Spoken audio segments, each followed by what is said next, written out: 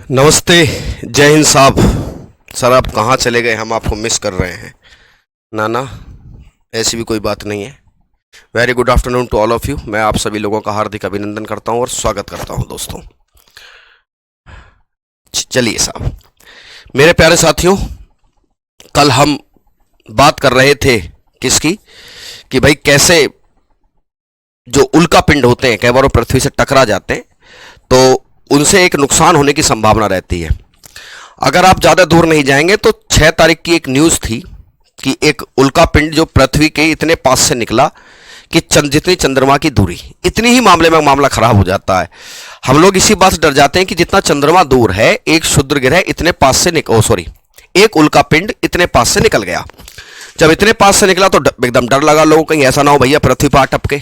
और जब पृथ्वी पर टपकता तो जान माल का नुकसान होने की संभावना रहती है। चूंकि हमारी चर्चा मेरे प्यारे साथी उल्का पिंड पे चल रही थी तो उसी कंसर्न में हम अपना आगे बढ़ेंगे। उल्का पिंड है ना, मेटरॉइड्स।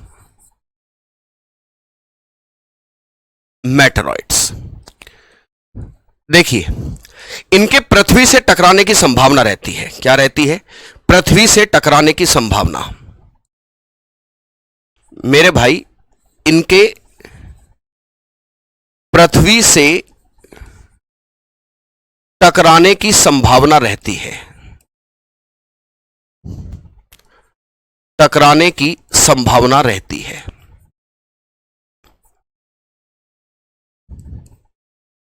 संभावना रहती है ना। कोई उल्का पिंड पृथ्वी के कितने पास से गुजर रहा है, वहां से मामला खराब होने की संभावना होती है कि भाई अगर बहुत नजदीक से गुजर गया तो फिर डर ये लगा रहता है कहीं भैया ऐसा ना हो ये हमारी पृथ्वी में आ जाए, तो बहुत ज्यादा नुकसान कर सकता है। ठीक है, देखिए साहब, इनकी पॉसिबिलिटीज रहती हैं।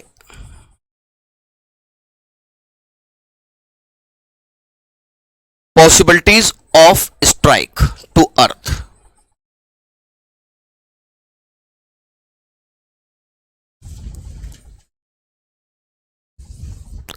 ऐसे में क्या उपाय किए जाते हैं, आप थोड़ा सा इसको देख लीजिएगा कि क्या तरीके हैं इस बात की संभावना से बचने के लिए।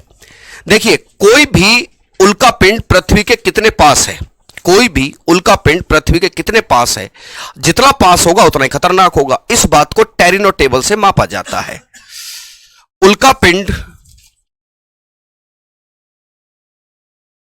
पिंड की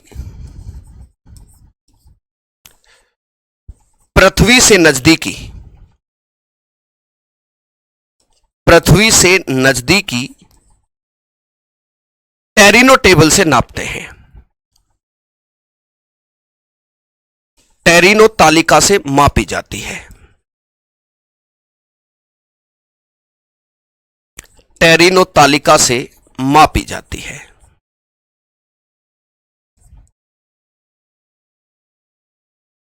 इंग्लिश में लिखिए, इंग्लिश में मैं पीले पेन से लिख दे रहा हूं, है ना। Torino table, Torino table is related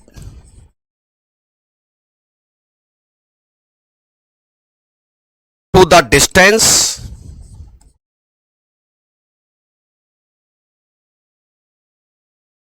of a meteorites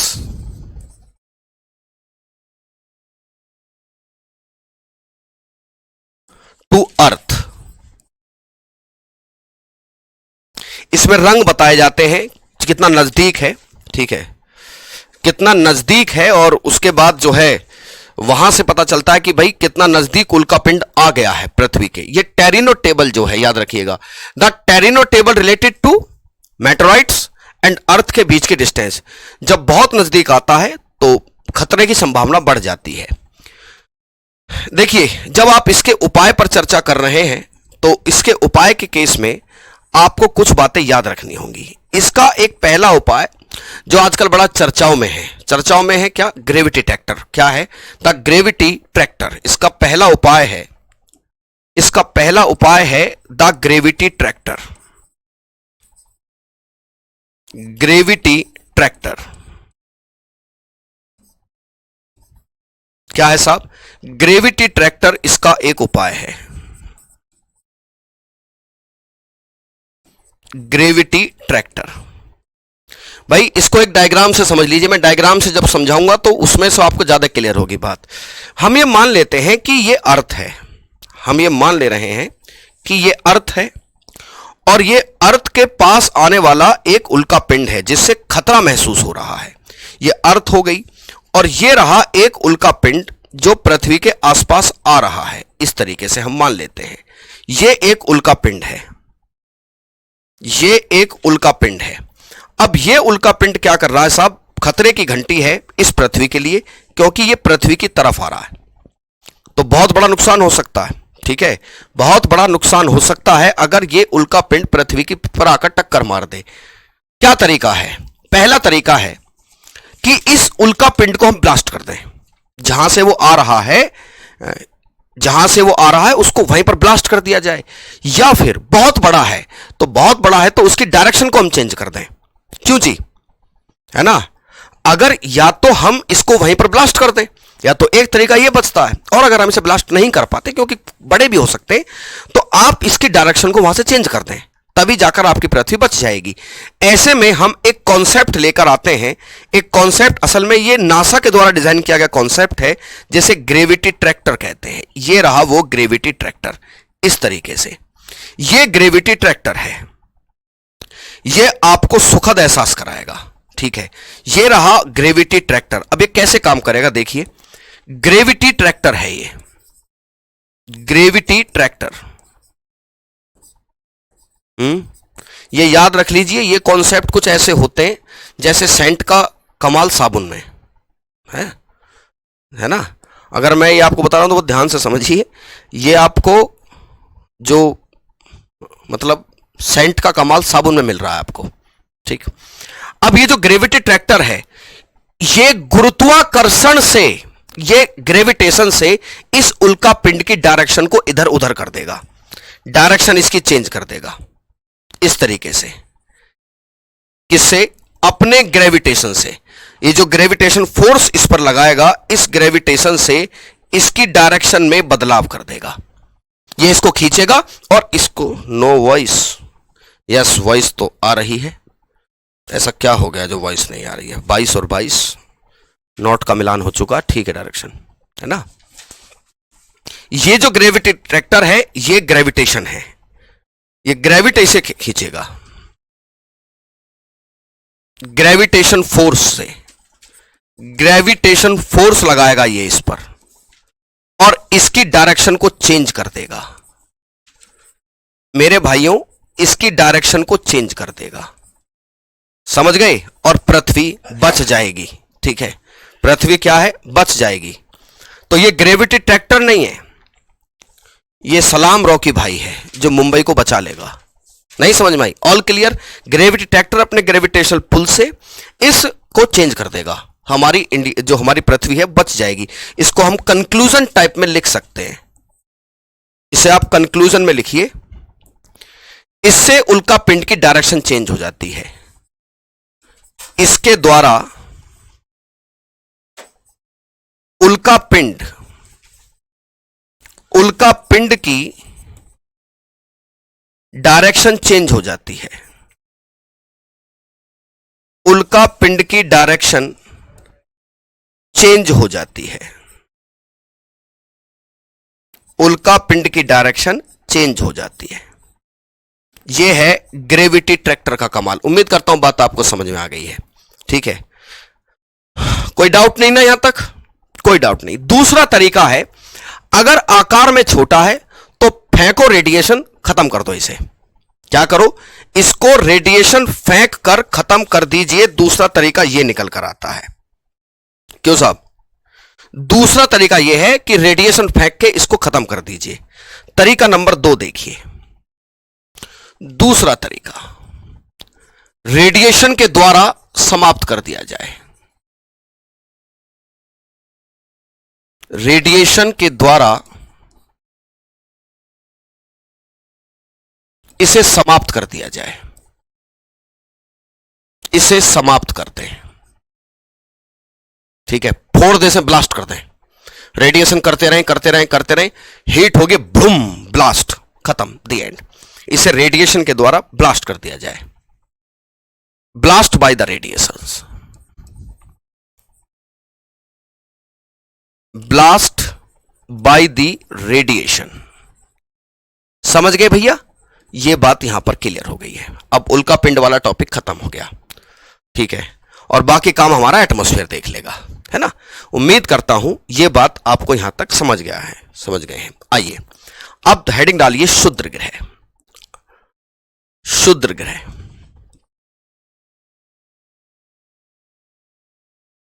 क्षुद्र ग्रह,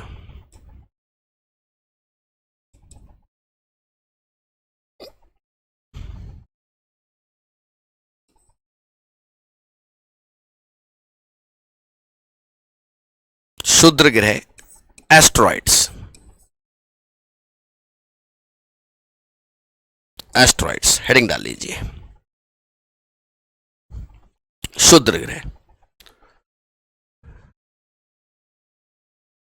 ठीक है, देखिए क्या होते हैं क्षुद्र ग्रह।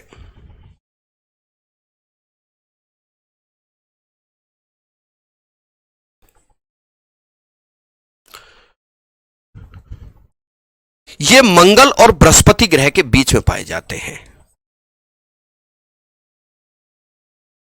ये मंगल और बृहस्पति ग्रह के बीच,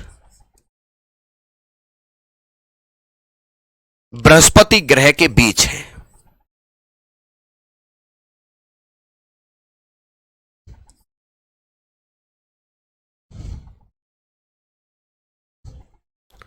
These are located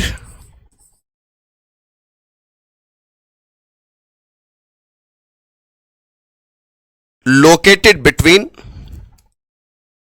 Mars and Jupiter, Mars and Jupiter, है ना। आगे देखिए, ये मंगल और बृहस्पति ग्रह के बीच है और ये घड़ी की सुइयों के विपरीत घूमते हैं। घड़ी की सुई के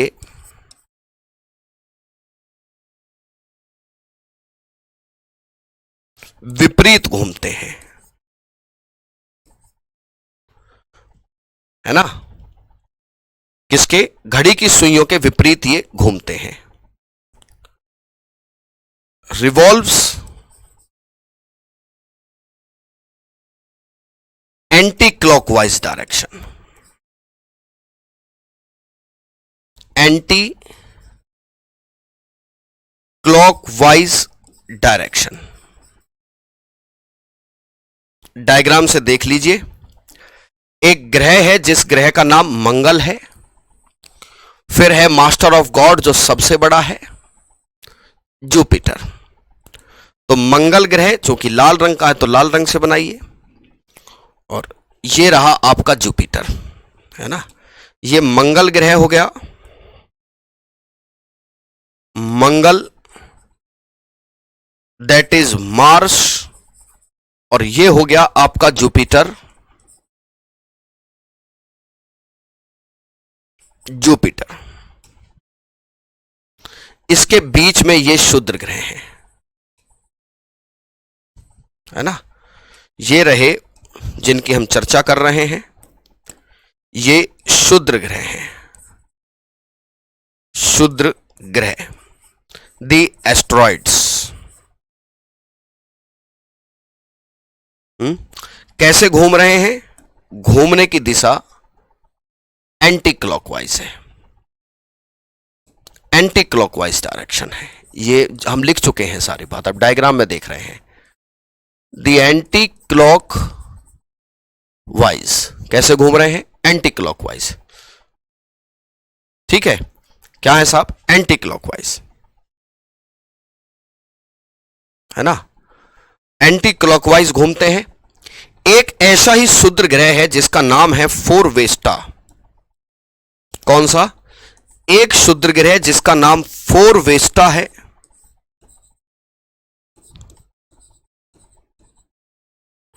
फोर वेस्टा। फोर वेस्टा ग्रह जो शुद्र ग्रह है, ठीक है, हाँ, केवल उल्का पिंड ही पृथ्वी पर गिरते हैं। फोर वेस्टा जो शुद्र ग्रह है उसे पृथ्वी से नग्न आंखों से देखा जा सकता है। You can see it from earth by naked eyes.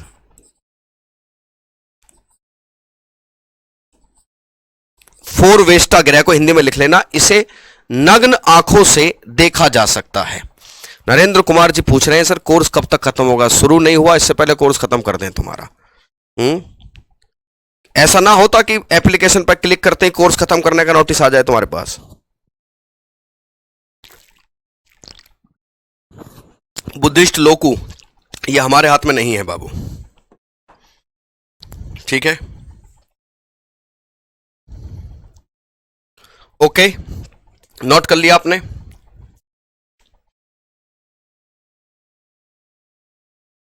उम्मीद करता हूं ये वाली बात आपको समझ में आ गई है। एक और याद रखना, सबसे बड़ा शुद्र ग्रह, मैं यहां लिख दे रहा हूं बच्चों, इस तरफ लिख रहा हूं, प्लीज ध्यान दीजिएगा। ये कौन सब्जेक्ट की क्लास है बता दो, क्या सब्जेक्ट पढ़ाते हैं हम? बताइए क्या सब्जेक्ट हम पढ़ाते हैं?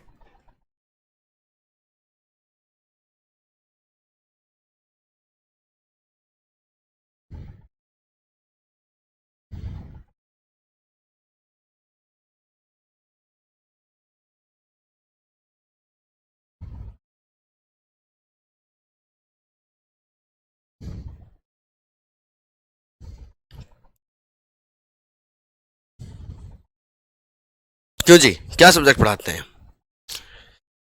याद रखना, सिरेस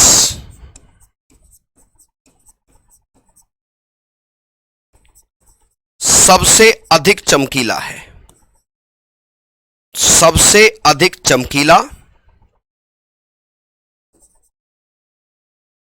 और सबसे बड़ा शुद्र ग्रह है।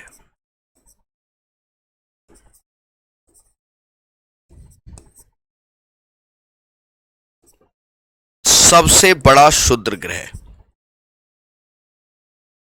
याद रखना, सिरेस सबसे बड़ा है। सिरेस क्या है? सिरेस सबसे बड़ा शुद्र ग्रह और सबसे चमकीला। उस पॉइंट को यहां नीचे लिख लेना, यहां जिस जगह नहीं बची थी। तो भैया ये टॉपिक खत्म हो गया। अब हम आते हैं अवर सोलर सिस्टम पर। किस पर आते हैं? अवर सोलर सिस्टम, हमारा जो सौर मंडल है, अब हम उस पर बात करेंगे, ठीक है। लास्ट लाइन में क्या लिखा है? फोर वेस्टा एक ऐसा शुद्र ग्रह है जो पृथ्वी से देखा जा सकता है नग्न आंखों से। फोर वेस्टा ऐसा शुद्र ग्रह है जो नग्न आंखों से देखा जा सकता है, ठीक है, ध्यान रखिएगा। फोर वेस्टा कहां होता है बेटा? यहीं पर है फोर वेस्टा भी। इसे तुम पृथ्वी से भी देख सकते हो, नग्न आंखों से दिखाई दे सकता है फोर वेस्टा, ठीक है। सब कवर हो जाएगा सुनील जी। हमारी जो पढ़ाई गई ज्योग्राफी से कोई पेपर नहीं बचता है, ठीक है। हम किसी भी एग्जाम का नाम लेकर नहीं पढ़ाते हैं, हम पढ़ा रहे हैं ज्योग्राफी। जब हमने आपको ज्योग्राफी पढ़ा दिया तो फिर खेल खत्म। अभी तो कोई भी पेपर दो आप, क्यों भैया? हम आपको ज्योग्राफी पढ़ाते हैं और जो मेहनत से करके बता देते हैं फिर वो फाइनल होता है, उसके बाद कोई पेपर बचता नहीं है, ठीक है। चलिए, हमने कहा ना कि हम कंटेंट उस प्रकार से देते हैं कि हम सेंट का कमाल साबुन में दे देते हैं। वो सिर्फ कहते हैं हमारे यहां सेंट का कमाल साबुन में है, ठीक है। हमारे कंटेंट में साबुन ही नहीं है, सेंट है ना। मान लो आपने कुछ पैसे पेमेंट किए एक्स, तो ये कंटेंट आपको मैं गांड आपको 10 गुणा 10 करके भी नहीं आपको मिलेगा। सतीश राजभर जी, जन्मदिन की हार्दिक शुभकामनाएं।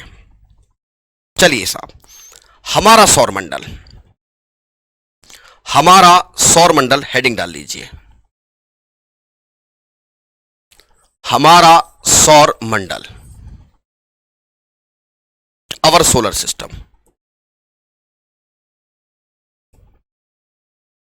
हमारा सौर तंत्र,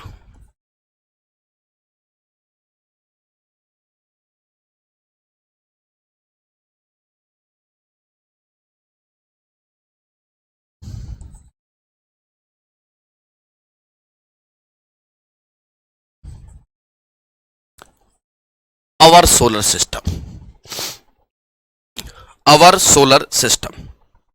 एस्ट्रॉइड्स की अपनी रोशनी नहीं होती है। देखिए, सौर मंडल की परिभाषा क्या है? सबसे पहला प्रश्न, सौर मंडल की परिभाषा, सौर मंडल की परिभाषा क्या है? सौर मंडल की परिभाषा, definition of A solar system, solar system की डेफिनेशन क्या होती है? बच्चा बताएगा कोई? नहीं बताओगे तो हम बता रहे हैं।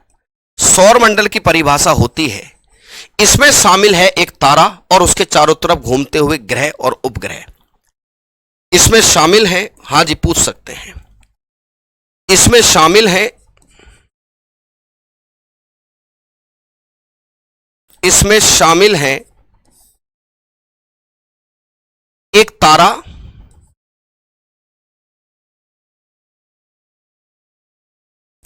एक तारा शामिल है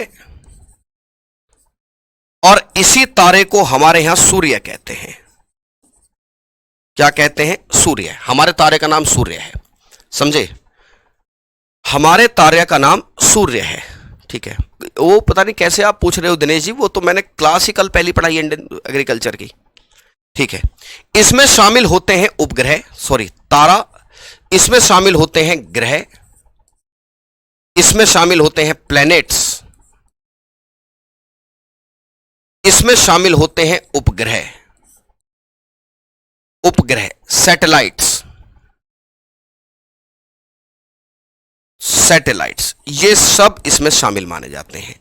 ये सब चीजें अगर हैं तो आप ये मान लीजिए कि आप एक सौरमंडल में हैं। किसमें है? सौरमंडल में।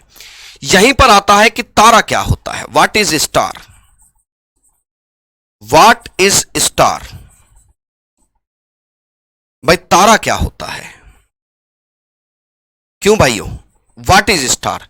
तारा वो है जिस पर अपनी ऊर्जा का सोर्स है, जिस पर अपनी ऊष्मा है, ठीक है।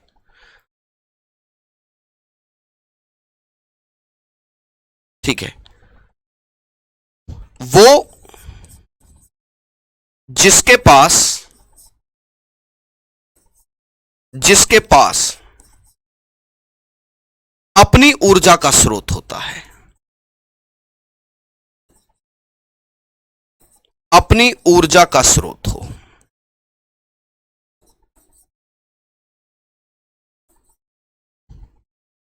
which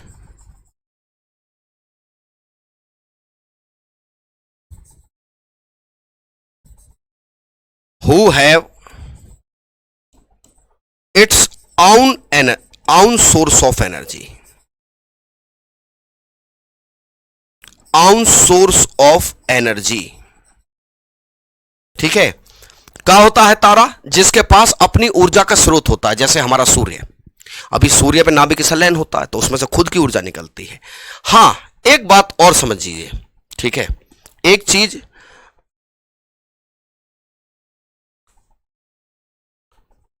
मेरी सर दृष्टि यूपीएससी के क्लास नोट्स से पढ़ रही हूं, बट हेल्प करते हैं, उसका सिलेबस बहुत ज्यादा है।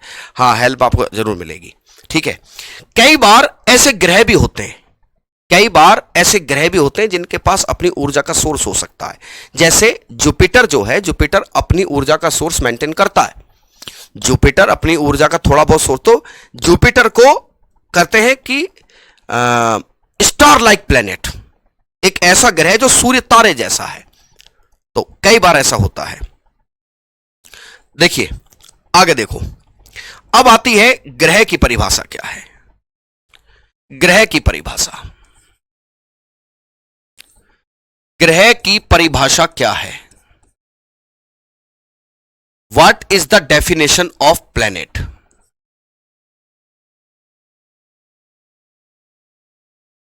डेफिनेशन ऑफ प्लैनेट,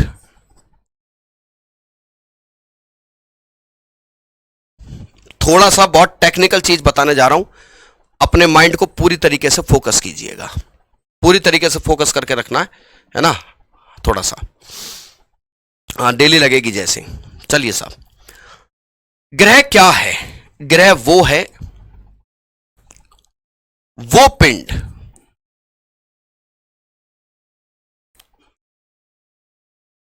those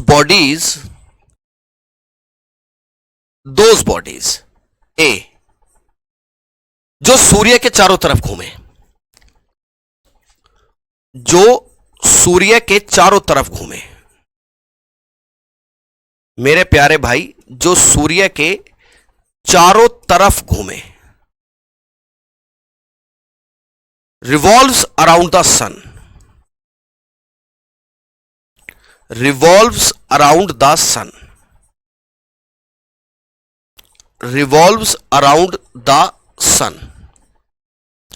घूमे ही नहीं, उसका पथ निश्चित होना चाहिए, उसका पथ निश्चित होना चाहिए, उसका पथ निश्चित होना चाहिए, उसका पथ निश्चित हो, उसका पथ निश्चित हो। In a certain orbit,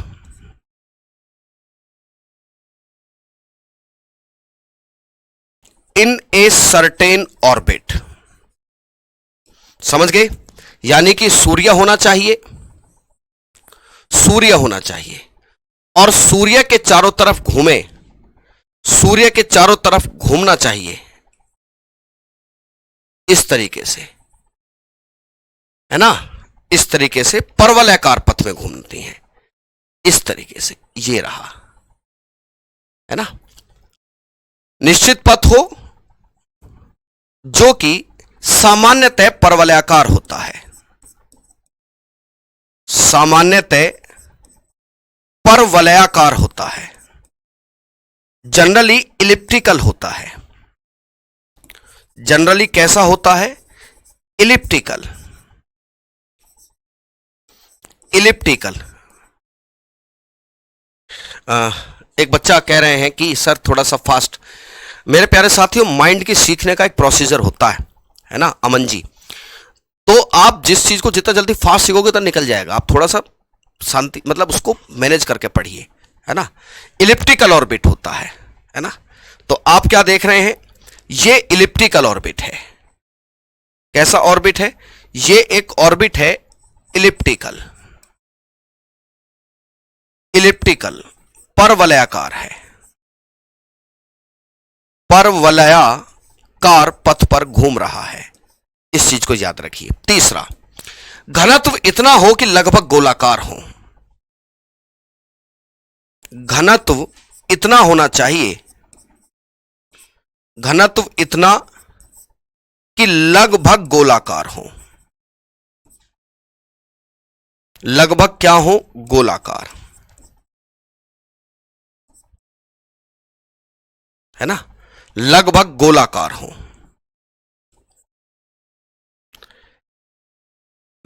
density, who is capable, who is capable to maintain,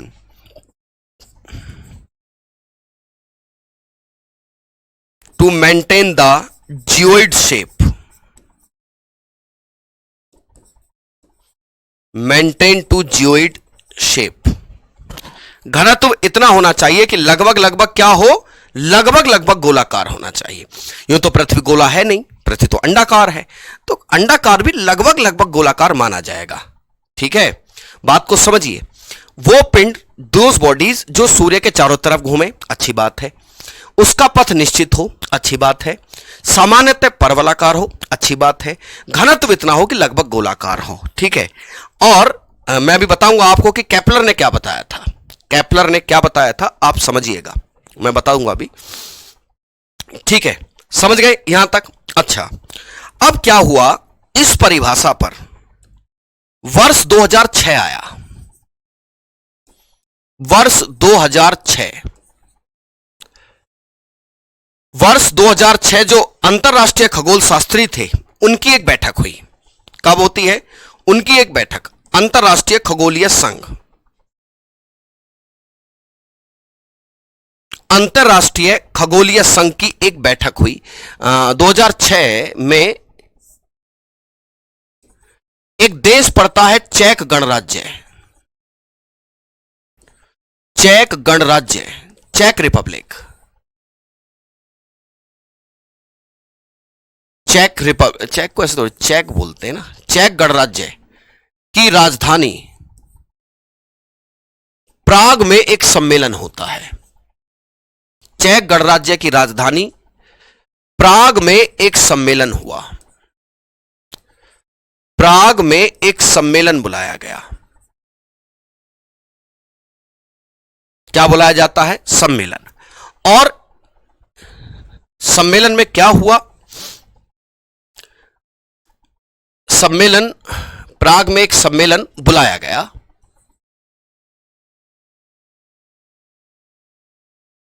प्राग में एक सम्मेलन बुलाया गया। इसमें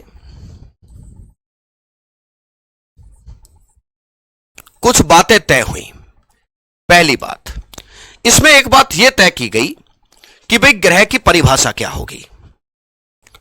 इसमें ग्रह की परिभाषा तय हुई।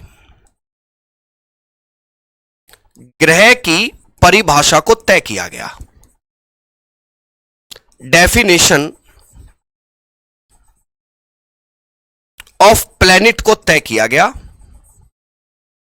कि ग्रह की परिभाषा क्या होगी, और ग्रह की वही परिभाषा बताई गई जो मैंने इस स्लाइड पे आपको बताई है ना।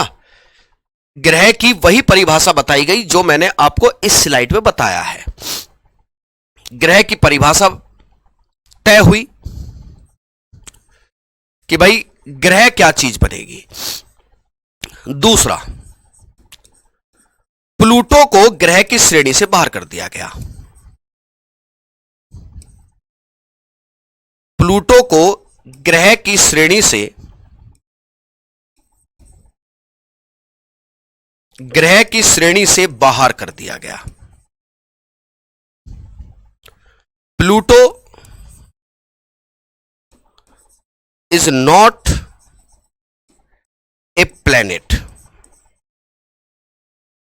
कि अब प्लूटो प्लैनेट नहीं रहेगा।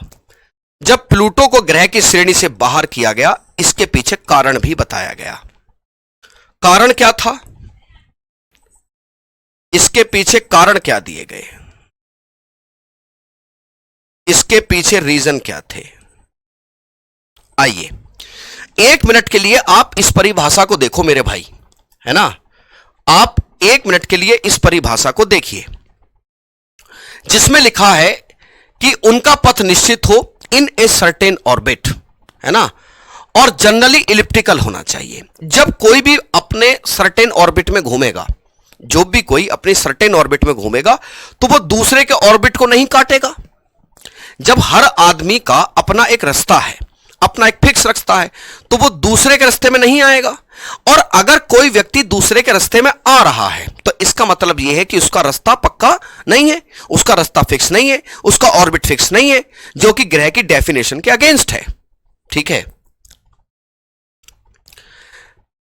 रीजन क्या दिया गया? प्लूटो was intersecting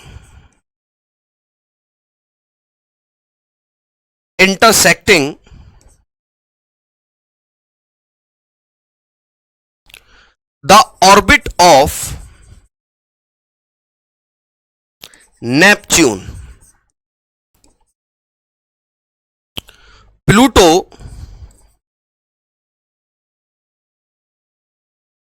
वरुण की कक्षा को काट रहा था।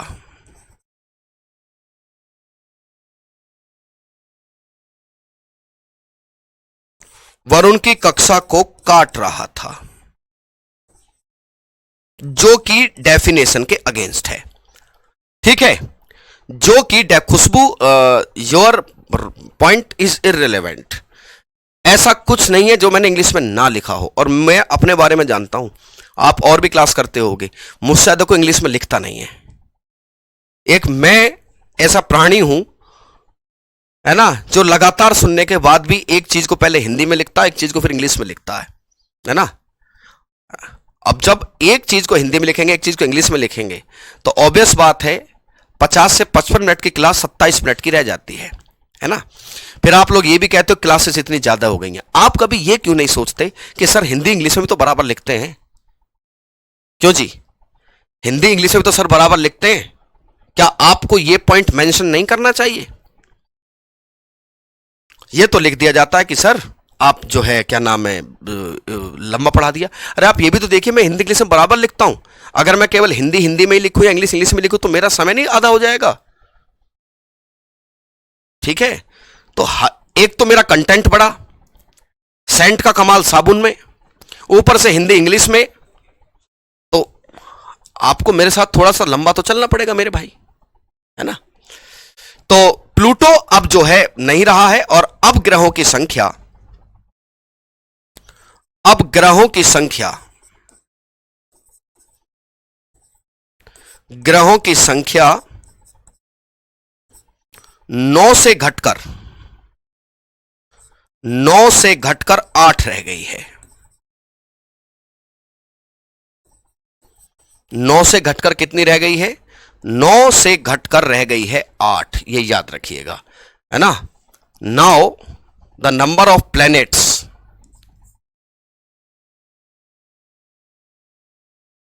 Now the number of planets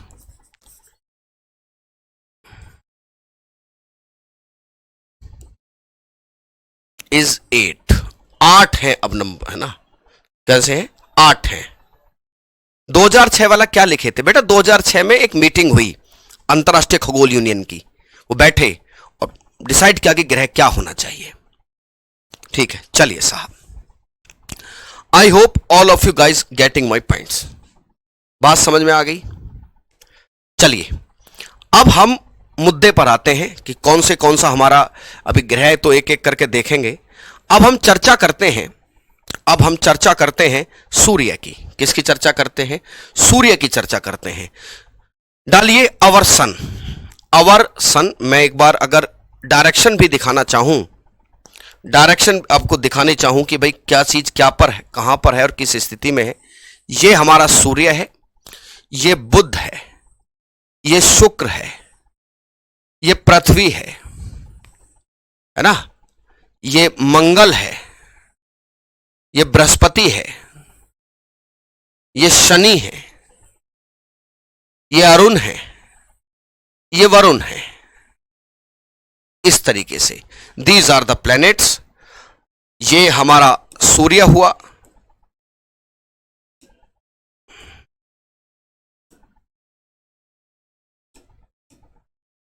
एक चीज और मैं आपको बता दूं, अभी आप समझेंगे इस चीज को भी, वैसे थोड़ा सा माइंड ब्लोइंग चीज है वो। कैसी चीज है? It is mind blowing. कैसी है? माइंड ब्लोइंग चीज है। ये हमारे ग्रह हैं, है ना, ये हमारे ग्रह हैं। सबसे बड़ा ग्रह आप इसमें देखिएगा कि सबसे पहला ग्रह आपका मरकरी है, मरकरी जिसे बुध कहते हैं। उसके बाद वीनस है जिसे शुक्र कहा जाता है। उसके बाद पृथ्वी है ना, अर्थ। उसके बाद मार्स है, उसके मंगल ग्रह जिसे कहते हैं। उसके बाद जुपिटर है, जुपिटर है, बृहस्पति।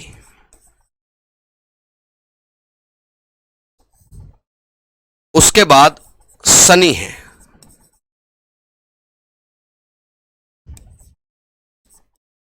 शनि है। उसके बाद अरुण है, यूरेनस।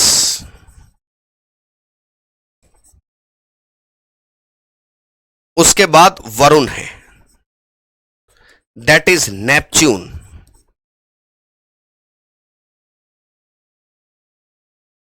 ठीक है, ये हमारा सूर्य है। ये सब ग्रह हमारे इस तरफ को दिखाई दे रहे हैं। अच्छा, हाँ, बहन कहलाती है, शुक्र तो बहन है। अच्छा, एक चीज और देखिए, मैं आपको यहां पर एक चीज दिखानी चाहूंगा, अगर आप नोट करें तो कुछ कुछ ऐसा इस तरीके से ग्रहों का आकार बढ़ता जा रहा है, देख रहे हैं, और उसके बाद ग्रहों का आकार घटता जा रहा है, इस तरीके से दिख रहे हैं। और इस तरीके से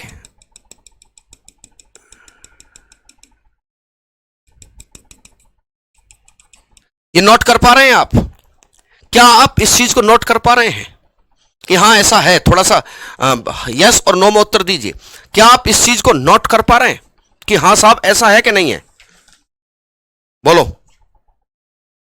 क्यों जी, नोट कर पा रहे हैं? मतलब हाँ या ना बताइए। फिर भगवान के दर है सर, वो हमारे दिल में, उस पर मत जाओ, भी साइंस पे रहने दो। मैं जो पूछ रहा हूं वो बताइए जी, कि आकार जो है बढ़ता जा रहा है। ऐसा दिख रहा है। याद रखिएगा, यहीं से आता है फिलामेंट कॉन्सेप्ट। क्या आता है? हमारे सोलर सिस्टम के बारे में, सोलर सिस्टम के बारे में एक सिद्धांत आता है, द्वितारक सिद्धांत।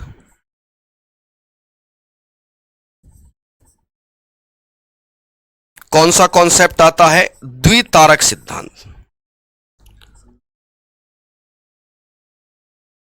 By star concept.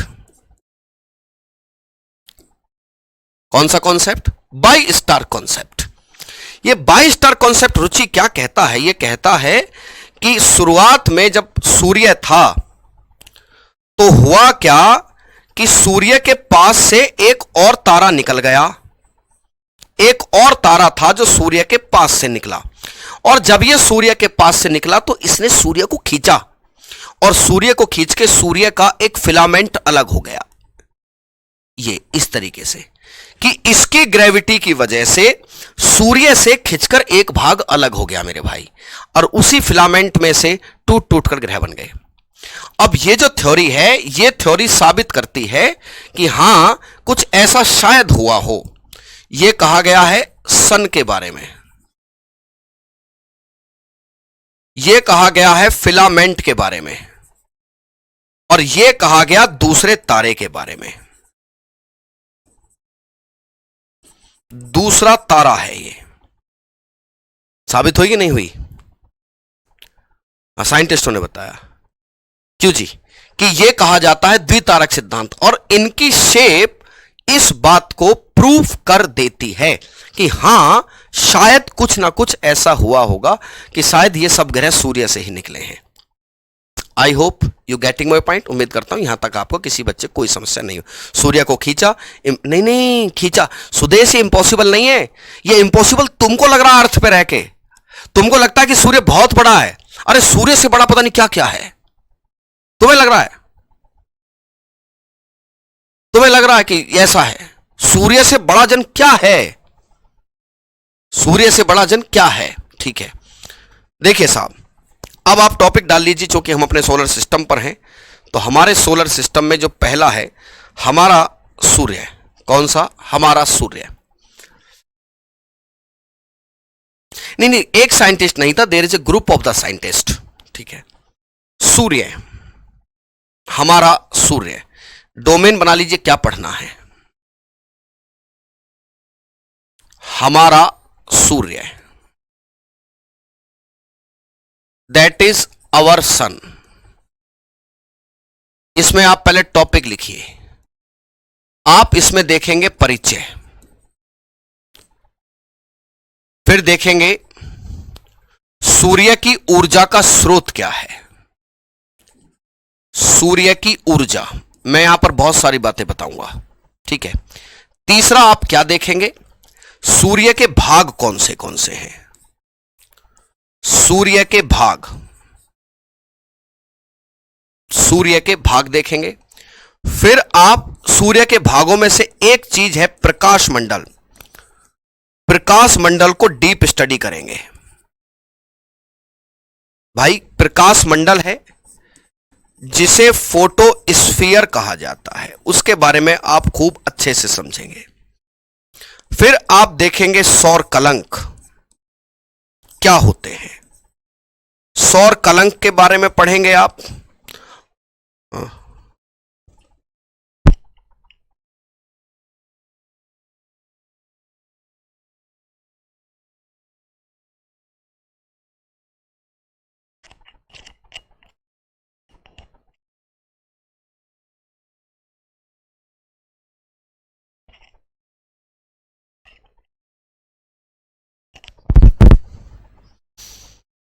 सौर कलंक क्या होते हैं, सन स्पॉट क्या होता है,